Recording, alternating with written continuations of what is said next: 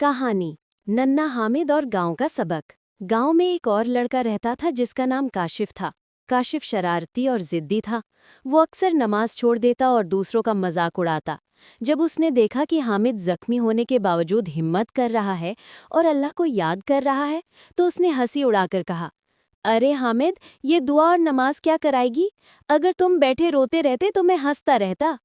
हामिद ने नरमी से कहा, काशिफ भाई, मुसलमान को कभी दूसरों का मजाक नहीं उड़ाना चाहिए। जो कुछ होता है अल्लाह की मर्जी से होता है। दुआ और सब्र से ही दिल को सुकून मिलता है। काशिफ ने बात सुनकर हंसी तो उड़ा दी, मगर रात को जब वो सो रहा था तो एक हादसा हो गया। वो अंधेरे में ठोकर खाकर गिर पड़ा और पाँव मुड़ गया। तकलीफ के मारे वो चीखने लगा। उसके घर वाले परेशान हो गए। उसी वक्त हामिद के वालिदैन दवा लेकर पहुंचे और हामिद भी साथ आया।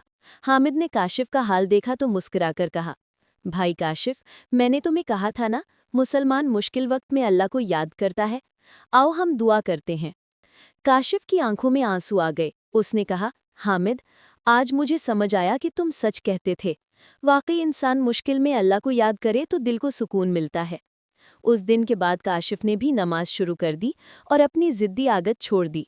गांव के सब बच्चों ने ये सबक सीखा कि अल्लाह पर भरोसा करने वाला कभी अकेला नहीं होता।